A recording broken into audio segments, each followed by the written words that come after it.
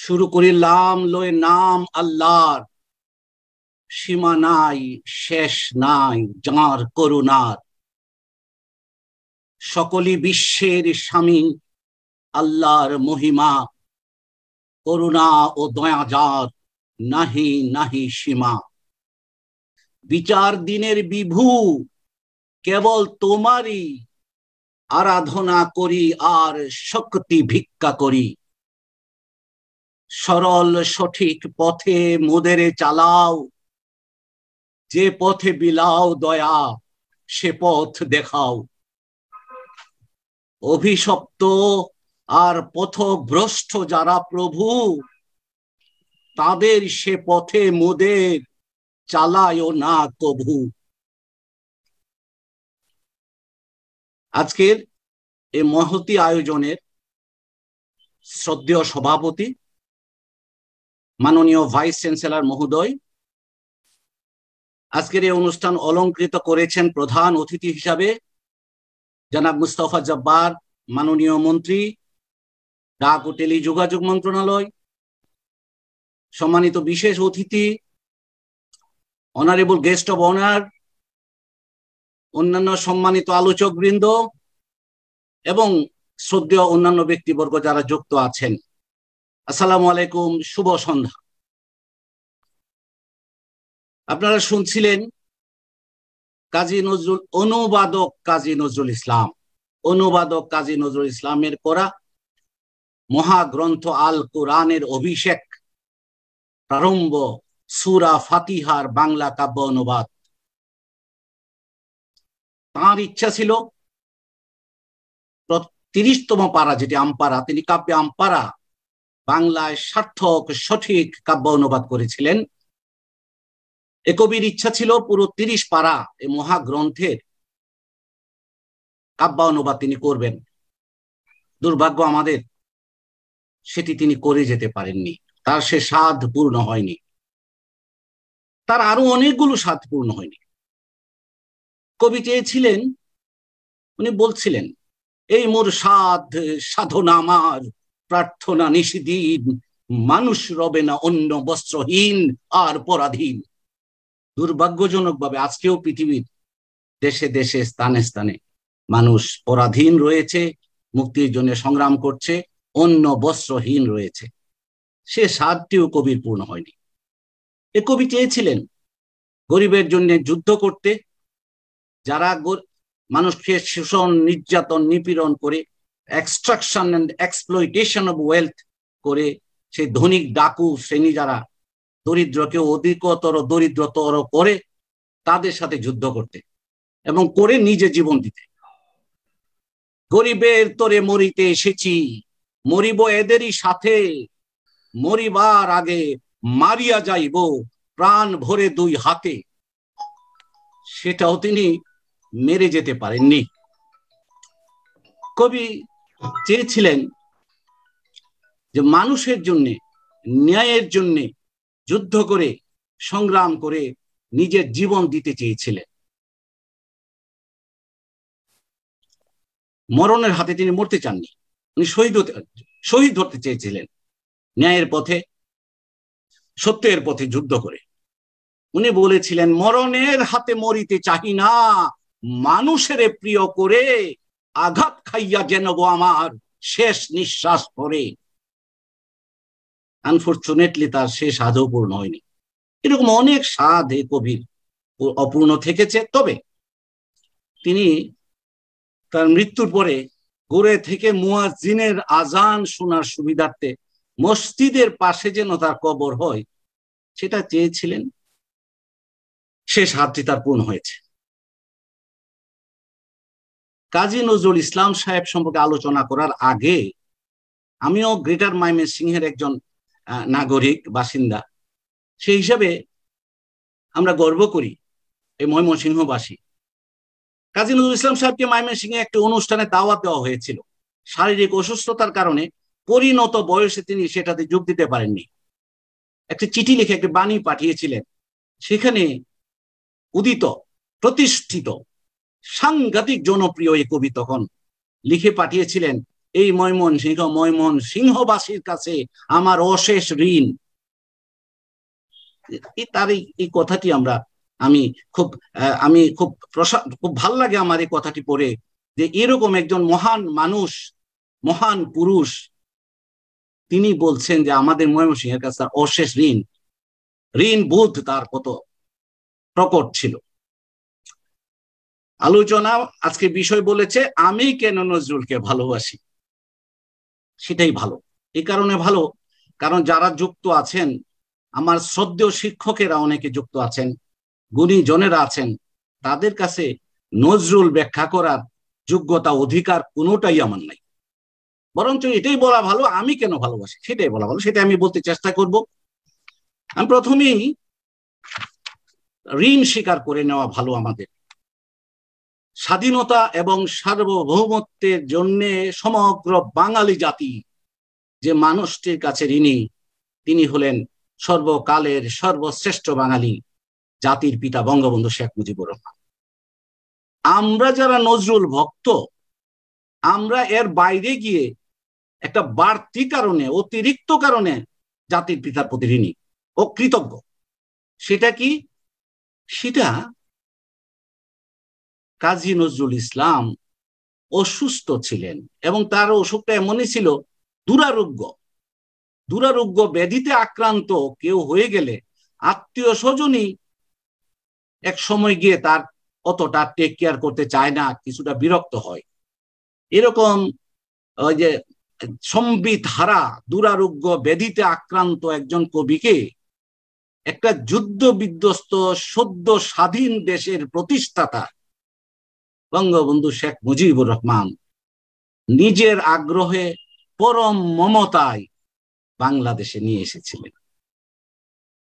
শুধু নিয়ে আসেননি, নিয়ে এসে তার আবাসনের ব্যবস্থা করেছিলেন, ভাতা দেওয়ার ব্যবস্থা করলেন, সম্মানের ব্যবস্থা করলেন এবং সর্বোচ্চ চিকিৎসার ব্যবস্থা করলেন। এই যে ব্যাপারটি, এই জন্য আমরা নজরুল ভক্তরা জাতির পিতার কাছে আরো বেশি ঋণী।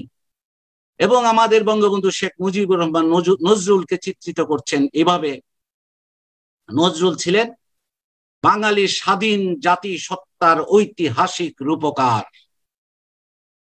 স্বাধীন, বঙ্গবন্ধু বলছেন, জাতির পিতা বলছেন, নজরুল হলেন বাঙালি স্বাধীন জাতি সত্তার ঐতিহাসিক রূপকার। নজরুল, খেয়াল করার বিষয়, তিনি কি করলেন? তিনি কাজী নজরুলের রচনা থেকে চয়ন করলেন জয় বাংলা। একটু আগে রাশেদ সুখন বলেছে, এই যে আমাদের কারা মুক্তি উপলক্ষে পূর্ণচন্দ্র দাশের যে কবিতা, জয় বাংলার পূর্ণচন্দ্র, জয় জয় নব অভিযান, এই জয় বাংলা কথাটি যে কত ফোর্স। আমরা তখন ছোট ছিলাম, আমাদের মহান মুক্তিযুদ্ধের সময় এই শব্দটি বাঙালি, সমগ্র বাঙালি যে স্লোগান আমাদের মুক্তির, জয় বাংলা, কত যে শক্তিশালী সেই স্লোগান, এটা আমরা ছোটবেলায় মহান মুক্তিযুদ্ধের সময় দেখেছি। শুধু এই কবিতা না, নজরুল বারবার বিভিন্ন জায়গায়, যেমন উনি বলেছেন বাংলার জয় হোক, বাঙালির জয় হোক। এই জয় বাংলা বারবারই নজরুলের লেখা এসছে। শুধু জয় বাংলা আসেনি, বাংলাদেশ আমার অহংকারের বাংলাদেশ, আমার প্রিয় মাতৃভূমি, এই যে বাংলাদেশ শব্দটা এত উচ্চকিত ভাবে অন্য কোন কবি সাহিত্যিকের লেখায় এত উচ্চকিত, এত স্পষ্ট ভাবে আসেনি। আমরা যদি একটু স্মরণ করি, বঙ্গবন্ধু তাকে নিয়ে এলেন, শুধু নিয়ে এলেনই না, স্বাধীন বাংলাদেশে তার জন্ম জয়ন্তী পালনের ব্যবস্থা নিলেন। এবং খুবই ইন্টারেস্টিং একটি তথ্য, সেটি হলো আমাদের মহান মুক্তিযুদ্ধে স্বাধীন বাংলা বেতার কেন্দ্রের অবদান কিন্তু অনস্বীকার্য। সেই স্বাধীন বাংলা বেতার কেন্দ্র প্রথম যাত্রা শুরু করেছিল আমাদের এই জাতীয় কবির শুভ জন্মদিনে। আরো মজার বিষয় হলো, স্বাধীন বাংলা বেতার কেন্দ্রের সূচনাই হয়েছিল সেই বিখ্যাত গান দিয়ে, যেটা নেতাজি সুভাষ বসু পছন্দ করতেন, আমাদের জাতির পিতা পছন্দ করতেন। দুর্গমগিরি কান্তার মোর দুস্তর পারাবার হয়ে, লঙ্ঘিতে হবে রাত্রি নিশীতে যাত্রীরা হুঁশিয়ার হয়ে। এই নানান কারণে জাতির পিতার প্রতি আমরা নজরুল ভক্তরা অশেষ কৃতজ্ঞ। আসুন এবার নজরুলকে কেন পছন্দ করি, নেতাজি সুভাষ বসু বলছেন নজরুল ছিলেন একজন জ্যান্ত মানুষ। জ্যান্ত শব্দটা আমরা একটু বোঝার চেষ্টা করি। সে তখন তো জীবিত থাকা আর বেঁচে থাকা তো এক কথা না। খুব মিন করতেন তিনি, নেতাজি সুভাষ বসু মিন করতেন জ্যান্ত। জ্যান্ত কি? জ্যান্ত মানুষ সবাই না, সবাই জ্যান্ত মানুষ না। নজরুল ছিলেন জ্যান্ত মানুষ।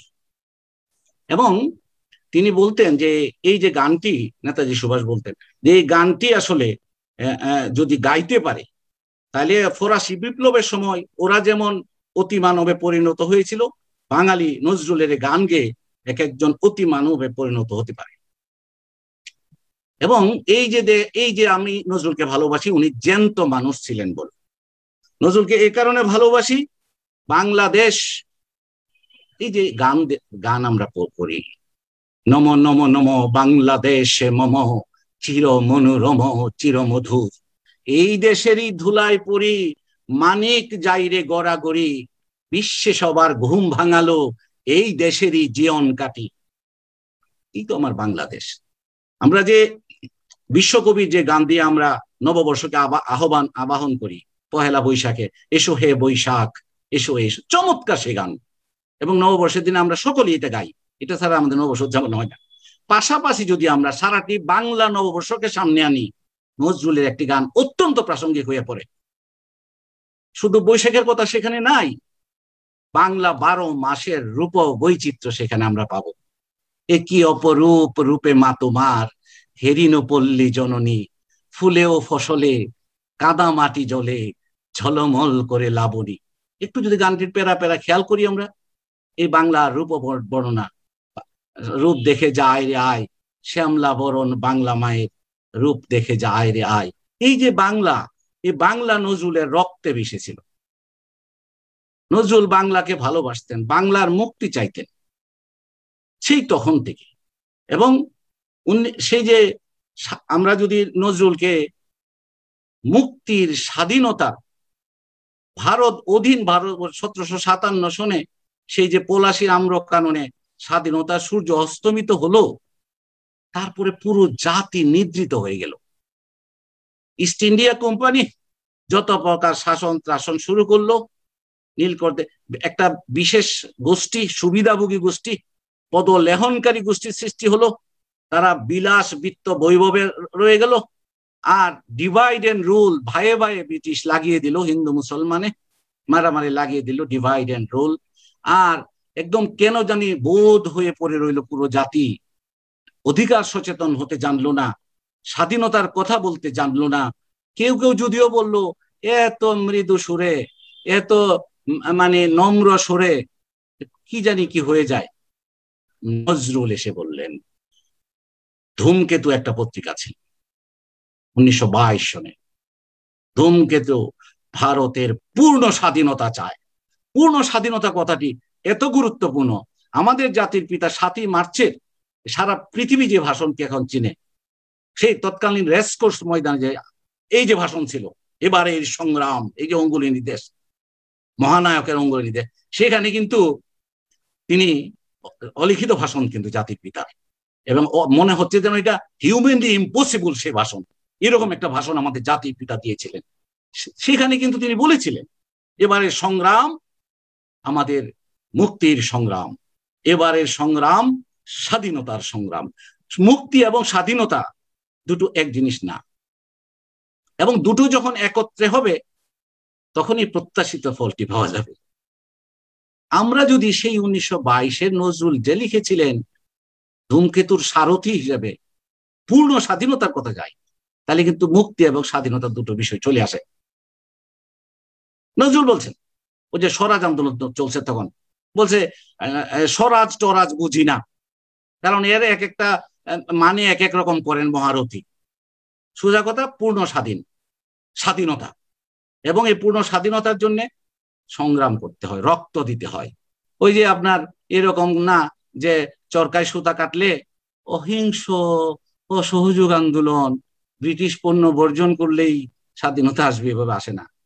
নজরুল বলেছিলেন, আস্তানা সিধা রাস্তা নয়, আজাদি মেলে না পস্তা নয়, সস্তা নয় এ দস্তা নয়, আজাদি দস্তার মতো সস্তা না, এই জন্য রক্ত দিতে। এবং স্বরাজ, ক্ষুধাতুর শিশু চায় না স্বরাজ, চায় দুটো ভাত একটু নুন, বেলা বয়ে যায় খায়নি কো বাছা, বাছা কচি পেটে তার জলে আগুন। স্বজাতি স্বরাজের নেশা কোথা টুটে যায়, টুটে তো যাবেই, ক্ষুধাতুর শিশু যদি খেতে না পায়। এবং সেই জন্য নজরুল এলেন। আপনারা যদি দেখেন, আমরা আজকে সাংবাদিকতার কথা বলি, আমি যদি বেয়াদবি মাফ চাই, কেন নজরুলকে পছন্দ করি, অধীন ভারতবর্ষের আমি মনে করি নজরুল প্রথম সর্বশ্রেষ্ঠ সাহসী সাংবাদিক। মুক্তির মন্ত্রে পাগল হওয়া, যুগের যন্ত্রণাকে ধারণ করা, স্বাধীনতার জন্য পাগল পারা একমাত্র প্রথম সাহসী সাংবাদিক কাজী নজরুল ইসলাম। এবং এই জন্য নজরুলকে ভালোবাসি। নজরুলকে ভালোবাসি, তিনি চ্যালেঞ্জ করলেন, তিনি বললেন, কি বললেন, তিনি বললেন কঠিন সে প্রশ্ন, ব্রিটিশ রাজের বিরুদ্ধে এত উচ্চকিত স্পষ্ট ভাষায় কথা বলার সাহস তো কারো হয়নি। নজরুল বললেন, কি বললেন দেখেন, প্রশ্নটা ছোট্ট একটা প্রশ্ন ছুড়ে দিয়েছেন। তিনি বললেন, তাকে বলা হচ্ছিল তিনি রাজদ্রোহী। আপনারা রাজবন্দির জবানবন্দি সকলেই পড়েছেন সুধীজনেরা, সেখানে প্রথম লাইনটাই নজরুল বলেছে আমি রাজদ্রোহী।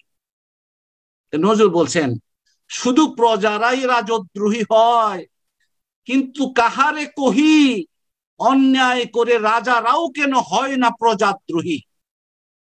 ব্রিটিশ সরকার, এই পাক হানাদার, পাক মানে ইয়া কি আইয়ুবিয়া হিয়া সরকার, এরা তো রাজদ্রোহী সরকার।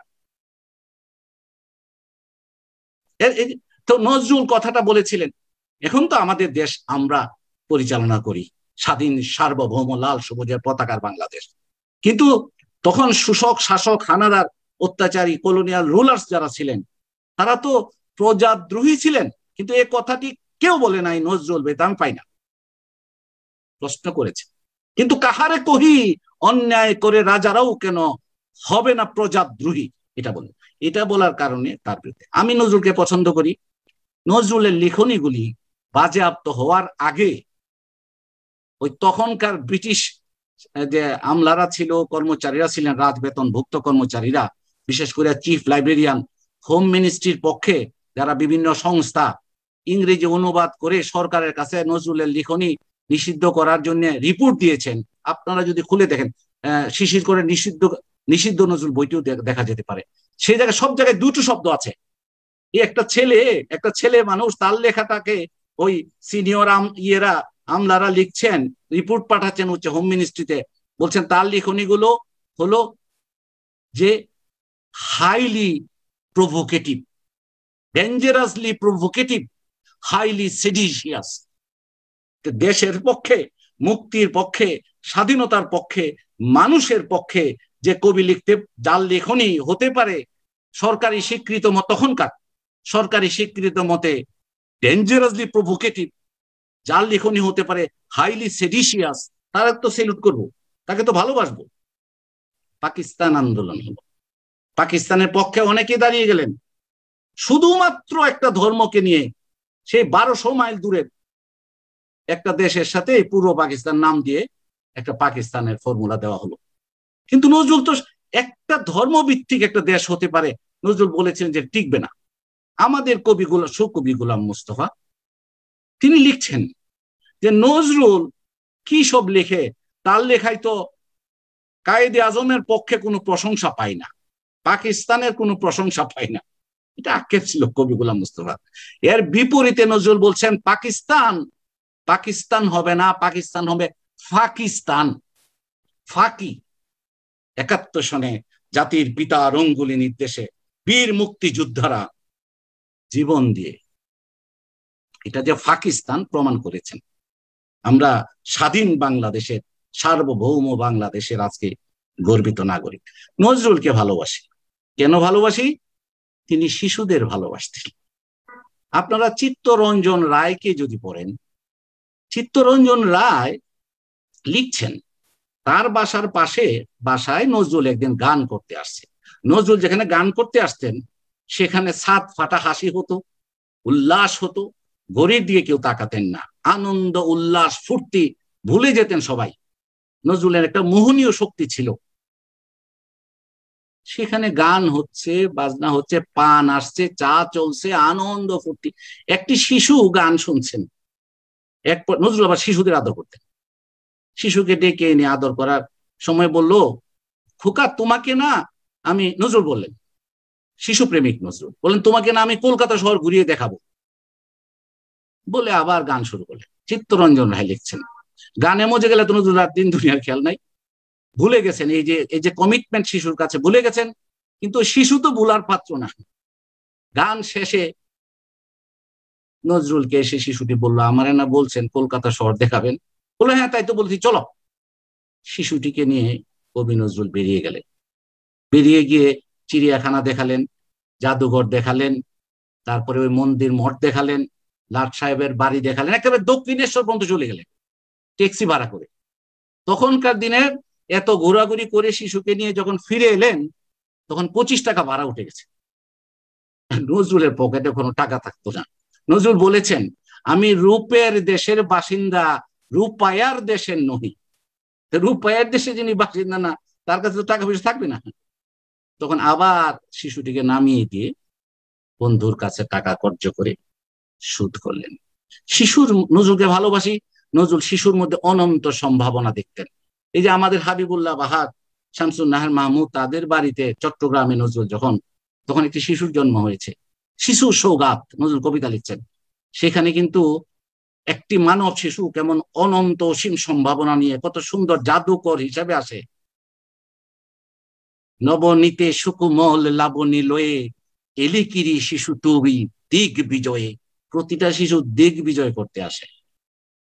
নজরুল বলছেন, ডালে ডালে ঘুম জাগা পাখিরা নীরব, তোর গান শুনে পরে ওরা গাবে সব। পাখিরা পরে গাবে, আগে শিশু তোর গান শুনবে। বলছেন শিশুকে নজরুল বলছেন, তোরে হেরি নীতি রবি উঠে পুরবে, তোরে হেরি নীতি রবি উঠে পুরবে, তুই জাগিলে রে শিশু প্রভাত হবে। প্রভাত হতে গেলে শিশু তোর জেগে উঠতে হবে।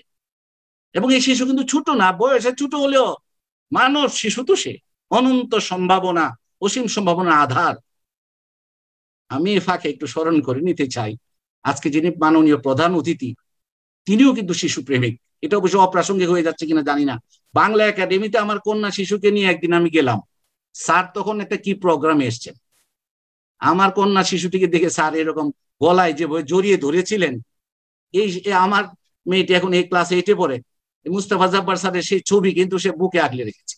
এটা সরি, কথায় সাইড ট্র্যাক একটু চলে আসছে। আমি স্যারকেও আমি শিশু প্রেমিক মাননীয় মন্ত্রী মহোদয়কে সালাম জানাই। এখন এই যে নজরুলের যে শিশু প্রেম, এই শিশু কি হবে? এই শিশু পাতাল ফুরে নামবো নিচে, উঠবো আমি আকাশ ফুরে, বিশ্ব জগৎ দেখবো আমি আপন হাতের মুঠুই পুরে। আজকে যদি আমাকে জিজ্ঞেস করেন যে আজকে মেলবোর্নের আবহাওয়াটা কিরকম, আজকে যদি জিজ্ঞেস করেন যে কেনিয়ার অমুক জায়গার অবস্থান কোথায়, আমি কিন্তু মাউস ক্লিক করব। আমাদের এই বাংলাদেশের একদম পুরুধা ব্যক্তি যিনি আইসিটি ডেভেলপমেন্টের, তিনি কিন্তু আজকে মাননীয় প্রধান অতিথি। একদম প্রথম থেকে যিনি আমাদের এই যে আজকে ডিজিটাল বাংলাদেশ গড়ার পথে যে এগিয়ে যাচ্ছি, আমি এই সুযোগে তাকেও শ্রদ্ধা জানিয়ে রাখতে চাই, গভীর শ্রদ্ধা।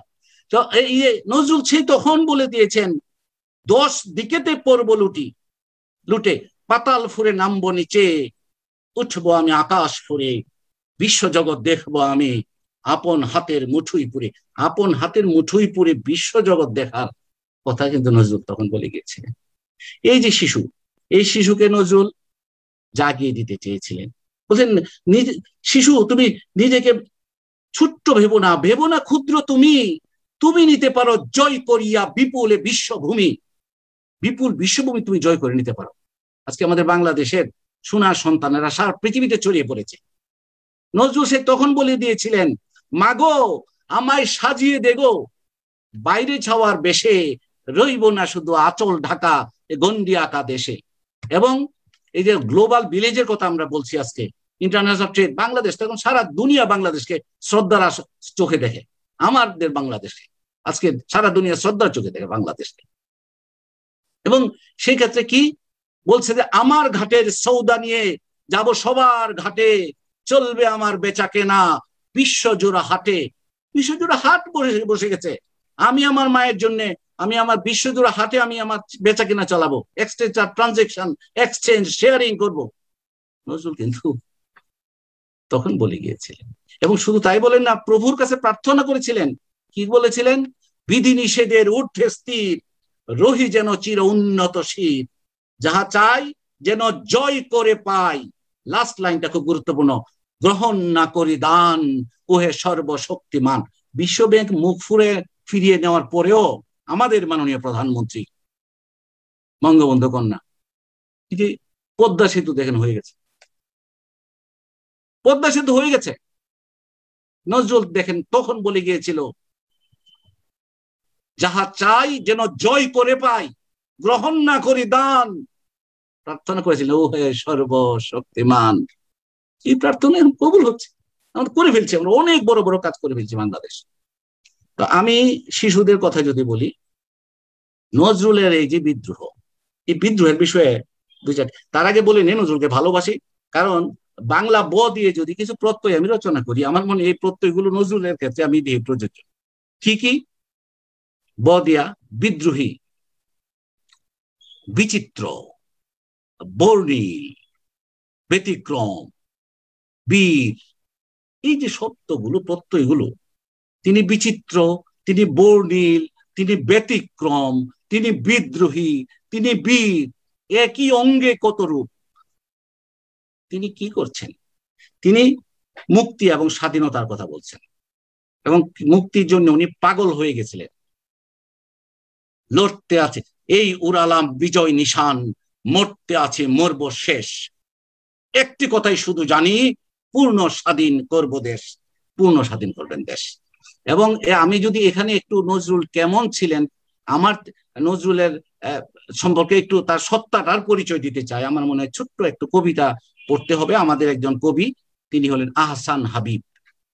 আহসান হাবিব সাহেব 4টি লাইন লিখেছেন, আমার মনে হয় নজরুলের পরিচয় এই 4 লাইনের মধ্যে আছে। লিখেছেন নজরুলকে, শিরোনামী নজরুলকে। আহসান হাবিব সাহেব লিখছেন, তোমার গানে কাব্যে তোমার তাঁদের তরেই অশ্রু ঝরে, জীবন জেলে দীপ জ্বালালে জ্বলেনি দীপ যাদের ঘরে, তোমার সুরে সুর মিলিয়ে ঘুমের দেশে জাগলো সবে। একটু কাইন্ডলি ওয়ার্ড গুলি খেয়াল করবেন শ্রদ্ধেয় সুধীজন। নজরুলকে বলছে, তোমার সুরে সুর মিলিয়ে ঘুমের দেশে জাগলো সবে, তোমার সুরে হাসলো উষা সব হারাদের চিত্ত নবে। সব হারাদের চিত্ত নবে, উষা হেসে উঠছে নজরুলের রচনা এবং জীবনে, জেগে উঠেছে। নজরুলের কাজটাই ছিল জাগিয়ে দেওয়া। এবং বিশ্বকবি কিন্তু ধূমকেতুর জন্য আশীর্বাদ বাণীতে নোবেল জয়ী কবি রবীন্দ্রনাথ ঠাকুর এ কথাটি আগেই লিখে দিয়েছিলেন। উনি কিন্তু বলে দিয়েছিলেন, কি বলে দিয়েছিলেন? বলেছিলেন, অলক্ষণের তিলক রেখা রাতের ভালে হোক না লেখা, জাগিয়ে দেরে চমক মেরে আসে যারা অর্ধচেতন। অর্ধচেতনকে জাগিয়ে দেওয়ার দায়িত্ব সিনিয়র কবি রবীন্দ্রনাথ তার জুনিয়র কবি, প্রিয় কবি নজরুলকে দিয়েছিলেন, স্নেহের কবি, স্নেহধন্য কবি নজরুলকে দিয়েছিলেন। এবং এই যে আপনার এই এবং ঘুমের ঘুরটা কাটিয়ে দেওয়ার জন্য, মুক্তির মন্ত্রে জাগরণ ঘটানোর জন্য নজরুলের রচনা। এবং নজরুল যদি, উনি একজন মহর্ষি মানুষ ছিলেন, কাজী নজরুল ইসলাম। আমরা যদি রমা চৌধুরীকে, আমাদের কল্যাণী কাজী সম্পাদিত বইটা যদি খুলে দেখেন আপনারা, রমা চৌধুরীর একটা শ্লোক, সংস্কৃত শ্লোক তিনি উদ্ধৃত করেছেন, সেখানেও নজরুলকে পাওয়া যাবে। রমা চৌধুরী সংস্কৃতে বলছেন, নৌমি নৌমি শিলশ্রী নজরুলং শ্রেষ্ঠ ঋষি বরম, আনন্দ আলোক অমৃত ধরম, সত্য শিব সুন্দর পথ চনম, সকল ক্লেশ ক্লেদ হরম, নৌমি নৌমি শত বারম। তিনি বলছেন, তুমি সত্য সুন্দর শিবের অর্চনা করেছো, তুমি একজন শ্রেষ্ঠ ঋষি, তার মতে, রমা চৌধুরীর মতে। এখন অসাম্প্রদায়িকতার কথা বলা হচ্ছে, নজরুল নাকি অসাম্প্রদায়িক কবি। ঠিক আছে, আমাকে যদি বলেন আমার প্রিয় কেন নজরুল, আমি নজরুলকে অসাম্প্রদায়িক কবি বললে একটু কম বলা হয় আমার মতে। সকল প্রকার সাম্প্রদায়িক ভেদ বুদ্ধি বিবেচনার ঊর্ধ্বে নজরুলের অবস্থান। হেমন্ত সরকার তার মেয়ে বিয়ে দিবে, নজরুলের প্রিয় মানুষ, কিন্তু ওই সমাজের কারণে সাহস পায়নি নজরুলকে নিমন্ত্রণ করতে। কারণ তাকে দাওয়াত দিলে ওই সমাজ যে অন্যরা বিয়েতে আসবে না। কিন্তু নজরুল তো এ কথা মানার লোক না, এ কথা মানার লোক না। অচিন্ত কুমার সেনগুপ্ত জ্যৈষ্ঠে ঝড় খুলে দেখেন লিখছেন, সকল মানুষই তার আপন, সকল ঘরই তার ঘর। নজরুলের হৃদয়ে কোনো অলিগলি নাই, সব ঢালাও রাজপথ। বন্ধু অচিন্ত কুমার সেনগুপ্ত লিখছেন, জ্যৈষ্ঠের ঝড় খুলে দেখেন। সেই লোক ওই দাওয়াত না পেয়েও বিয়েতে গিয়ে হাজির। এখন হেমন্ত বাবু তো বিপদে পড়ছে, কানাঘুষা শুরু হয়ে গেছে। এখন তো বের করেও দিতে পারে না নজরুলকে বিয়ের অনুষ্ঠান থেকে, নিজের মেয়ের বিয়ে। কোনো মতো ওই নিমন্ত্রিত অতিথিদের আলাদা রেখে আর তার সোজা দুই জায়গায় ব্যবস্থা করে ইজ্জত রক্ষা।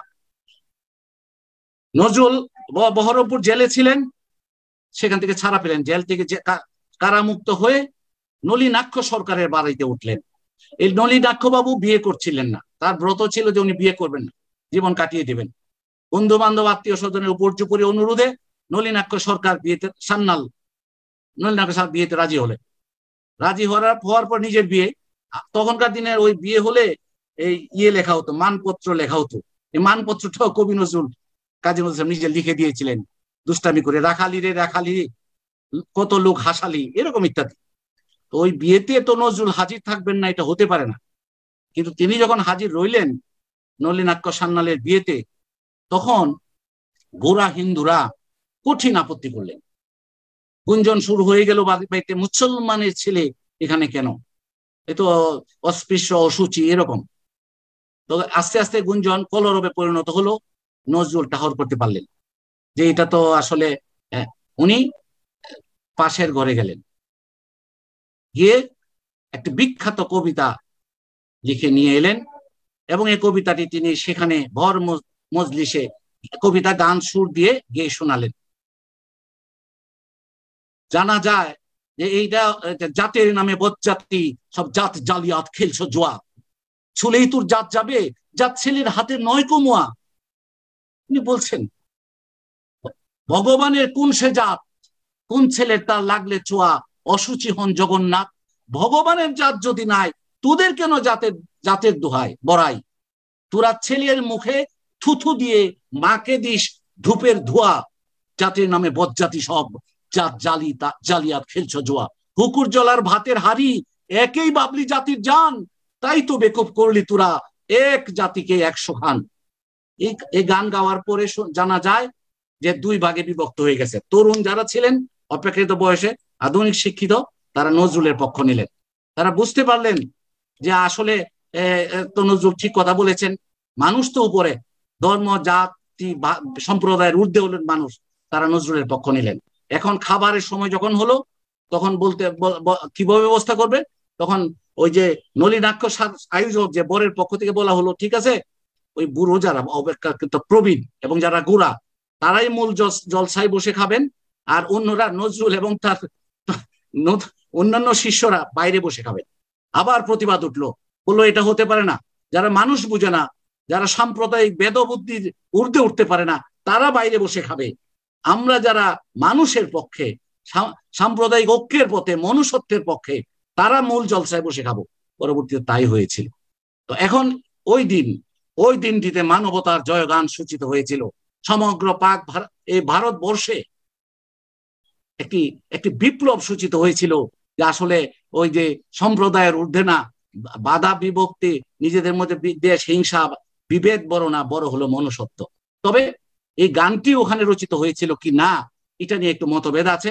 কমরেড মুজাফর আহমদ লিখছেন এই গানটি আগেই লিখিত ছিল। নজরুল ওই সময়ে ওই ঘর থেকে বেরিয়ে গিয়ে ওই পাশের ঘরে নজরুল তার স্মৃতি থেকে স্মরণে এনে গানটি লিখে নিয়ে এসে ওইখানে গেয়েছিলেন। নজরুল কেমন ছিলেন, কেন তাকে ভালোবাসি, নজরুলকে জানতে হলে সমসাময়িক তার বন্ধু বান্ধবদের লেখা পড়তে হবে। নলিনীকান্ত সরকারকে পড়ি। নলিনীকান্ত সরকার লিখছেন, হঠাৎ নজরুল তখন গাড়ি ছিল, গাড়ি নিয়ে নজরুল এসে হঠাৎ নলিনীকান্ত সরকার, নজরুল বন্ধু তার বাড়িতে হাজির। বলছে কি হঠাৎ করে, বলা নাই কোয়া নাই, বলছে যে আমার সাথে চলো। কোথায় যেতে হবে? যেতে হবে ইয়েতে, ওই বাজারে যেতে হবে। চৌরঙ্গিতে যেতে হবে ব্রাদার্স স্টোরে। কেন? নজরুল যেখানে থাকেন তার প্রতিবেশী একটা হিন্দু মেয়ের বিয়ে হচ্ছে, কিন্তু কনের আত্মীয় যারা, তাদের সামর্থ্য নাই যে বিয়েতে ঘর যেভাবে সাজাতে হয় হিন্দু আচার অনুষ্ঠান মেনে, এগুলো কি জিনিসপত্র কেনার সামর্থ্য নাই। নজরুল শুনে এসে তার প্রতিবেশী দরিদ্র কন্যা যার বিয়ে হচ্ছে তার জন্য কিনতে নলিনীকান্ত সরকারের বলে, আমার তো জানা নাই কি কি লাগে, তুমি আমার সাথে চলো। গাড়িতে উঠিয়ে নিয়ে ওই চৌরঙ্গিতে গিয়ে ব্রাদার্স স্টোর থেকে ওই যে সে দরিদ্র কন্যা, হিন্দু বাবার যে কন্যা, তার জন্য বিয়ের বাসর ঘরের বা ইত্যাদি প্রয়োজনীয় যা যা সরঞ্জাম নজরুল নলিনীকান্ত সরকারকে নিয়ে চলে আসলেন, এসে দিলেন। নজরুল কিন্তু খুব ধনী লোক ছিলেন না, কিন্তু দরদি লোক ছিলেন। নজরুল বলছেন, দরদ নিয়ে দেখলো না কেউ, যাদের জীবন যাদের হিয়া, তাদের তরে ঝড়ের রথে আয় রে পাগল দরদিয়া। পাগল দরদিয়াদের নজরুল ডাকছেন, যারা দরদ নিয়ে দেখে না। এবং এই জন্য নজরুলকে ভালোবাসি। নজরুলকে ভালোবাসি এই কারণে যে তিনি মানুষকে ভালোবাসতেন। উনি বলছেন, হিন্দু না ওরা মুসলিম, ওই জিজ্ঞাসে কোনজন কান্ডারি, বলো ডুবিছে মানুষ, সন্তান মোর মার, আমার মায়ের সন্তান। হিন্দু না মুসলিম ওইটা আমার কাছে বড় না, মোরা এক বৃন্তে দুটি কোষ, এক বৃন্তে কিন্তু হিন্দু মুসলমান, মুসলিম তাহার নয়নমণি, হিন্দু তাহার প্রাণ। এবং তিনি বলেছিলেন যে এই যে মানুষ, মানুষকে রইবে মানুষ নেই পড়ুয়া, যদি জাত পাত জাহান নামে যায়, নজরুল বলছে যাক না সে জাত জাহান নামে, রইবে মানুষ নেই পড়ুয়া। পড়ুয়া নাই, মানুষ যদি থাকে জাত জাহান নামে যাক, তাতে কিচ্ছু আসে যায় না। নজরুলের দৃষ্টি সম্পর্কে কেন ভালোবাসি? তার দৃষ্টিভঙ্গি ছিল আমার চেয়ে সম্পূর্ণ ভিন্ন। আমি দেখতাম যা নজরুল, আমি কেউ মিথ্যা কথা বললেই তারে খারাপ মনে করি, এবং কেউ সত্যবাদী হইলেই তারে সম্মান করি। সত্যবাদী লোকটা সত্যবাদী, কিন্তু নজরুল শুধু সত্যবাদী হলেই তত খুশি না, শুধু মিথ্যাবাদী হলেই নজরুল তার উপরে একেবারে চূড়ান্ত বিরক্ত না। তার দৃষ্টিভঙ্গি, এই জন্য নজরুল কি দৃষ্টিভঙ্গি, তিনি বলছেন, মিথ্যাবাদী বলিয়া কে তুমি করছো মনস্তাপ, সত্যের তরে মিথ্যা যে বলে স্পর্শে না তারে পাপ। এবার নজরুল আসল প্রশ্ন তুলছেন, যারা সত্য বলে তাদেরকে সত্য বাক বলা হয় বা সত্যবাদী, সত্যবাদী অথবা সত্য বাক, মুখে বলা, শুধু মুখে বলা। নজরুল বলছেন, আর যারা সত্যকে বুঝে, সত্যকে বিশ্বাস করে, সত্যকে ধারণ করে, সত্যের জন্য লড়াই করে, সত্য প্রতিষ্ঠানে জীবন দেয়, তারা হলো সত্যবান। নজরুল সত্য বাক, সত্যবাদী অথবা সত্য বাককে পুরো সম্মান দিতে রাজি না। নজরুল সম্মান দিতে চান সত্যবানকে। চমৎকার করে লিখছেন, সত্য বাক হওয়া বেশি কিছু নয়, কজন সত্যবান। সত্য বাক হওয়া বেশি কিছু নয়, কজন সত্যবান। কজন সত্যবাদী দিয়াছে সত্যের তরে প্রাণ। প্রশ্ন রেখেছে, উত্তর আমাদের কাছে। নজরুলকে পছন্দ করি। নজরুল পতিতা বারাঙ্গনা হলে ঢালাও ভাবে চোখ বন্ধ করে তাদের ঘৃণা করেননি। আমাদের অসম্পূর্ণতার কারণে, আমাদের সমাজের কোনো অংশের অবহেলার কারণে, অথবা কোনো কুলাঙ্গার লম্পটের হঠাৎ থাবার কারণে, আমরা দেখেন একটা মেয়ে যদি হঠাৎ কোথাও ধর্ষিতা হয়, ইজ্জত হারা হয়, তাহলে তাকে আমরা সমাজে অনেক সময় বিয়ে করাতে চাই না, আমাদের আত্মীয় করতে চাই না, তার মা বাবার কাছেও তার তেমন সম্মান থাকে না। সব মিলিয়ে অনেক সময় মনোকষ্টে কেউ কেউ ওইসব জায়গায় যায়। সেজন্য ঢালাও ভাবে সকল প্রতি তাকে অসম্মান অশ্রদ্ধা করা নজরুল প্রশ্ন করে। তার মায়ের জাতি তো। নজরুল বলছেন, কে তোমায় বলে বারাঙ্গনা মা, মা কেঁদে থুথু গায়, হয়তো তোমাকে স্তন্য দিয়েছে সীতা সম সতী মা। নাই হলে সতী, তবু তো তোমরা মাতা ভগিনীরই জাতি। তোমরা তো মাতা ভগিনীর জাতি, সতী না হও। এখন এখানে প্রশ্নটা, মা বলে বারাঙ্গনাকে সম্বোধন করা, আমি জানি না বাংলা সাহিত্যে আর কোন কবি সাহিত্যিকের আছে কিনা। এখন এই কবিতার শেষে দুটো লাইন নজরুল বলে গিয়েছিলেন, অনেক বড় প্রশ্ন। বলছিলেন, শুধু আমরা কোন সন্তান অসতী মার সন্তানকে আমরা জারদ সন্তান বা ইত্যাদি বলে নিন্দা ঘৃণা অপমান করে থাকি। নজরুল বলছেন, অসৎ মাতার সন্তান যদি জারজ সন্তান হয়, অসৎ পিতার সন্তানও তবে জারজ সুনিশ্চয়। এই দুই লাইন কিন্তু অনেক বড় ব্যাখ্যার দাবি করে, গুণীজনেরা আছেন, আমি আর ব্যাখ্যা করব না। এখন নজরুলের সমসাময়িক প্রাসঙ্গিকতা। আমার বক্তৃতা শেষ, আমি নজরুলের আমার প্রিয় দুটো কবিতার অংশ একটু পড়ে দিই। আমার এই সকল ক্ষুদ্রতা হতে বাঁচাও প্রভু হে উদার, হে প্রভু শেখাও নিচতার চেয়ে নিচ পাপ নাহি আর। যদি শতেক জন্ম পাপে হই পাপী, যদি যুগ যুগান্ত নরকেও জাপি, তারও আছে ক্ষমা প্রভু, ক্ষমা নাই নিচতার। ক্ষুদ্র করুণা হে প্রভু আমার হৃদয়ের পরিসর, যেন হেতা সমঠায় পায় শত্রু মিত্র পর। নিন্দা না করি সায় কারো, অন্যের সুখে সুখ পায় আরো। আমি যেন কাঁদিয়া বেড়াই অশেষ দুঃখী ক্ষুদ্র আত্মা যার। আরেকটা কবিতা, ক্ষমা করো হজরত তোমার বাণী রে করিনি গ্রহণ, ক্ষমা করো হজরত ভুলিয়া গিয়াছি তব আদর্শ, তোমার দেখানো পথ ক্ষমা করো হজরত। আমি নজরুলের একটি কবিতার শেষ 5টি লাইন সারা বিশ্ব প্রেক্ষাপটে পড়ি, শেষ করছি।